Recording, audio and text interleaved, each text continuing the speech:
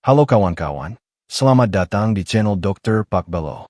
Tempat di mana yang pahit kita seduh jadi kopi, yang busuk kita kupas jadi bawang, dan yang bikin rakyat mual kita olok-olok biar perut nggak kram. Hari ini kita bahas dana reksa. Katanya tugasnya nyelamatin perusahaan sakit. Tapi, jangan-jangan perusahaan sehat pun bisa dibikin sakit biar diselamatin. Ini namanya dokter gadungan. Sejarah dan mitos malaikat penyelamat. Dana reksa lahir tahun 1976. Dulu katanya malaikat penyelamat perusahaan. Tapi, malaikatnya beda bro. Bukan bawa kitab suci, tapi bawa due diligence report. Bukan pegang sayap putih, tapi pegang daftar pengusaha yang bisa diajak kong kali kong. Malaikat penyelamat, kadang lebih mirip malaikat pencabut nyawa.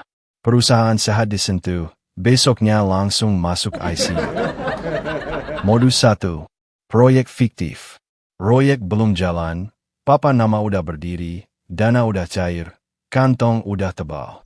Sisanya, tinggal nyalahin cuaca atau rakyat demo. Modus 2. Privatisasi murah. Bayangin warung rame pembeli, tiba-tiba dijual ke pengusaha dengan harga satu bungkus gorengan. Katanya demi restrukturisasi. Lah, restrukturisasi apanya? Itu namanya obral karpet merah. Modus 3. Tender pesanan. Tender terbuka untuk semua yang udah janjian di hotel bintang 5. Spesifikasi barangnya detail, sampai cuma satu pengusaha yang bisa penuhi. Ya gimana nggak bisa, speknya ditulis bareng-bareng semalam. Modus 4. Pinjaman ajaib. Pinjaman cair tanpa jaminan. Katanya buat pengembangan usaha. Ternyata usahanya berkembang di rekening pribadi. Kalau macet, tinggal bilang, force majeure Pak Menteri. Modus 5. Insider trading. Petinggi tahu duluan saham bakal naik. Langsung beli. Begitu naik, dijual. Untung gede. Rakyat, cuma dapat notifikasi, harga sudah naik. Anda telat. Analogi lucu. Kalau dana reksa restoran, menunya unik. Nasi goreng kong kali kong, sate markup, es teh manis pahit rakyat. Chefnya petinggi, waiternya pengusaha. Yang bayar tagihan, kita semua, pelanggan setia yang gak pernah pesan. Atau kayak sepak bola. Harusnya dana reksa jadi wasit. Tapi wasit ikut satu tim, kasih penalti fiktif, lawannya kalah weo. Stadion ribut, rakyat cuma bisa teriak, wasit goblok. Tapi wasitnya kebal VAR.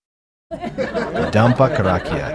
Akibat kong kali kong, perusahaan mati, negara rugi, rakyat tambah susah. Uang pajak kita buat sekolah anak, nyasar ke proyek fiktif. Dana buat rumah sakit, mampir ke kantong pejabat. Dan lucunya, kalau rakyat protes, jawabannya standar, demi kepentingan nasional. Lah, nasional yang mana? Nasional marga apa? Satir tajam. Kalau pejabat dan pengusaha terus kong kali kong, negara ini bukan lagi NKRI. Bisa berubah jadi NKRK, Negara Kesatuan Republik Kong Kali Kong. Dan kalau kita diam, bukan cuma perusahaan yang sakit, moral bangsa ikut koma. Penutup. Perusahaan harusnya diselamatkan, bukan diselundupkan. Investasi harusnya untuk rakyat, bukan rekening Singapura. Ingat, ketika pejabat dan pengusaha bersulang di meja bundar, gelasnya beradu di atas, tapi yang retak selalu piring rakyat di bawah. Kalau video ini bikin Anda ketawa, berarti masih ada harapan. Kalau bikin Anda marah, berarti Anda masih waras. Dan kalau Anda tersindir, mungkin Anda lagi duduk di kursi petinggi. Hati-hati, kursinya panas. Disclaimer, video ini adalah karya satir dan opini. Narasi dibuat untuk tujuan kritis dan hiburan, bukan untuk menuduh individu atau entitas tertentu. Jika Anda mencari informasi faktual atau butuh klarifikasi resmi, silakan rujuk sumber primer atau hubungi pihak terkait.